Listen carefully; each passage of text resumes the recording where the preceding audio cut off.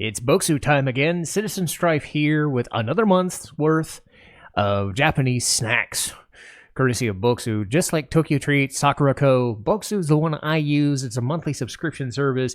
I just got home. This is going to be my dinner. I'm going to love it. But this month's theme is our Tastemaker selection. So this looks like it's going to be behind-the-scenes favorites, personal choices from any of the makers, and probably the culture section is going to be a lot about kind of the crafting of these desserts and other cool stuff. So I am very curious how this is going to stack up. Last month was good at the end, iffy most of the other way through. We'll see how this month goes. Each box always comes with a thank you card from the founder of Bokksu, and he describes the month's box and what it kind of means to him. Here it is on the screen. Pause if you need to. This is one of my favorite bits of the intro. The Let's Learn Japanese. Ichiyoshi, top pick. Okiniri, favorite. Omoide, memory. And Tokubetsu, special. Next couple of pages are the culture guide. Normally this would have like stuff about different areas of Japan or what they mean, but because this one is about the tastemakers and the people finding these different confections, this is a kind of a primer about several people that the Bokksu has met and would like to describe them in a bit of detail and kind of what their fondness for these snacks is and what drives them to find them. So this is the first page. And this is the second set of pictures and people for the culture guide. So pause if you need to. Oh man, doesn't that look great? That's my dinner. Let's see what happens. Oh dear. Tiet Oolong Black Ginger Tea. Black tea is a totally reasonable thing to be having at 5:45 at night when I'm trying to sleep and when I gotta go work tomorrow. But whatever. I'm staying up to do this. I don't care how long I stay up to do this. This is going to keep me up all night, I'm sure. It was a little hard getting a picture of this. I brewed it for about 5 minutes. It was good coloration, but they had some sediment at the bottom, so I stirred it. The air pockets you see are just from the settling of the water bubbles and air bubbles kind of mixing. The tea itself is nice. A little thick because of black tea as opposed to the usual green that I get in these monthly boxes. A little bit of a ginger aftertaste, like right at the tail end, but nothing too much. If you kind of like a spicier tea, you might like this. Baked tiramisu cake. Don't think I've had tiramisu all that often, probably 2 to 3 times in my life. Having it in a cake form, not exactly sure what I'm in for. This was kind of that coffee cake, banana nut bread sort of feel. Like 90% cake, 10% cream. Good coffee flavor if you like that sort of thing. It paired well with the black ginger tea. I'm not usually a fan of these though, so your mileage may vary. The Black Sesame Kokusen Chocolate Sand Cookie. Black sesame tends to be hit and miss with me if it's too dense. It's nice as a kind of subtle flavor. We'll see which one this one ends up being. This was a lot better than I was a bit fearing because sesame's always been kind of when it's added or a big feature of something. This was a nice creamy cookie with a wafer finish.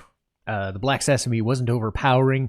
Best way I would describe it is like a heftier vanilla or a lighter chocolate or somewhere in between there. The sesame's very inoffensive, and this one was good. This one could end up becoming a favorite. The Japanese curry senbei. I like the idea of udon flavored. I like curry udon flavor. I like the idea of just enough black pepper. I got high hopes for this one. And I was pleasantly surprised, even though I already had high hopes for it. Nice kick to it at the end. The pepper is lingering even after a minute, but it's nothing overpowering. This is just a solid rice cracker across the board. Spicy, but not too spicy, which is great for me. Baked chocolate manju. You're giving me chocolate. You're giving me a lot of chocolate. Thank you. This one was quite unique. Not really a dark chocolate, not really a like mid chocolate, just kind of like a whipped chocolate flavor. It was very light, fluffy. It was really good to eat, and the kind of coating on top made it really nice to eat. The Kaki no Tane chocolate. Can't say I've had Kaki no Tane before, but they look like mini rice crackers dipped in chocolate. I love how it says spicy on the box, but the description does not say spice at all. So I'm expecting something sweet instead. But I'm not gonna say no to more chocolate. Let's go. This one's another good one. Kind of like one of those rice cake patties you'd get in the store, but if you cut them up into little pieces and then dip them in chocolate. I'm almost tempted to say they remind me of pretzels, but with less salt. Oh, but man, this is another good one.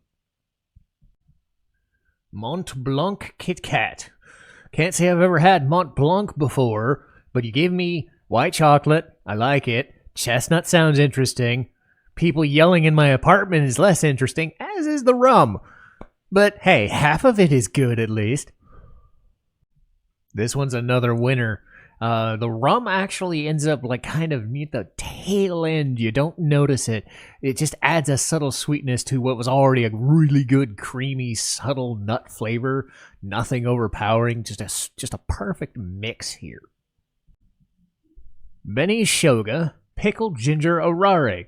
So these rice crackers have pickled ginger and plum vinegar. I'm in for something distinct here. This one has that kind of crunchy Cheetos texture with a bit more like a salt and vinegar feel to it. So if like salt and vinegar Cheetos is the best way I would describe it.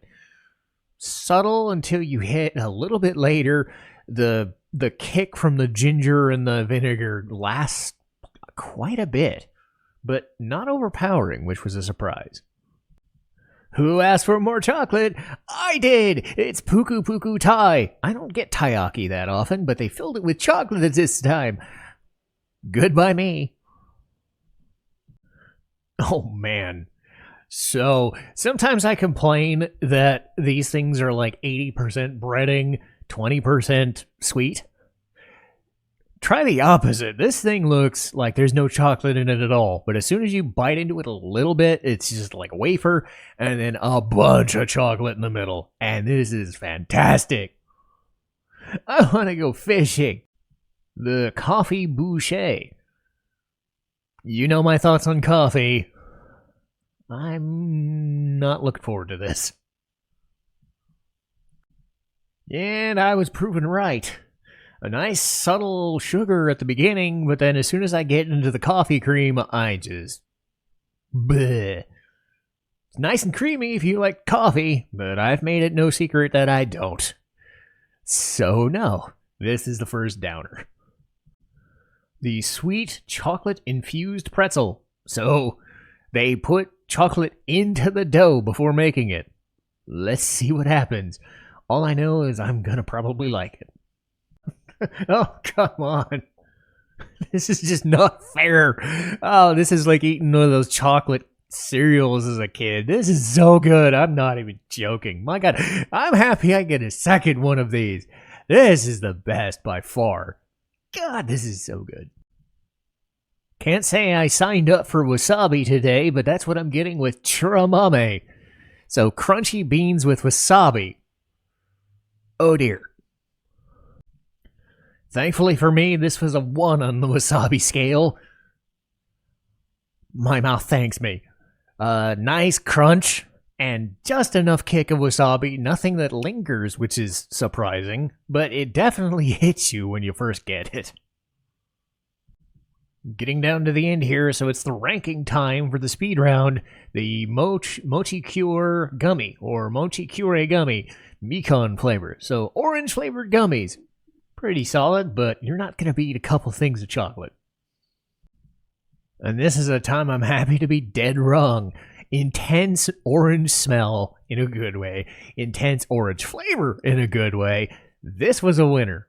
and I'm happy to be shut up. Super mucho chips with vinegar. So more vinegar after those rice crackers already. But I'm okay with that, because I'm getting a bunch of chocolate after this. There's a sweetness to these that actually kind of deadens the vinegar a little bit in a good way. This is a surprise. I really, really like these. The chocolate daifuku mochi, bitter. So chocolate and chocolate with some almond on top. Let's go. Now, there is mochi in the middle that's pretty basic, but the stuff around it is very rich, dark chocolate, and that's what makes this thing good. I mean, with a name like Melty Kiss, I had to put this one last, right? And it was as good as I thought it would be. It melted. It was chocolate. It was nice, kind of dark just chocolate, too. I don't think it's as good as the chocolate pretzel. That was the winner of this month, but man, this was a good month, though. Almost everything was great except for that coffee boucher thing. But man, I loved this one so much. But Bokksu is my preferred Japanese snack box subscription service. Again, Sakurako, Tokyo Treat, those like that. Monthly, I get it like $40-50 per month. And as you can tell by months like this, it ends up being worth it in the long haul. So another month is down, but I'll see you next time. Citizen Strive, signing off.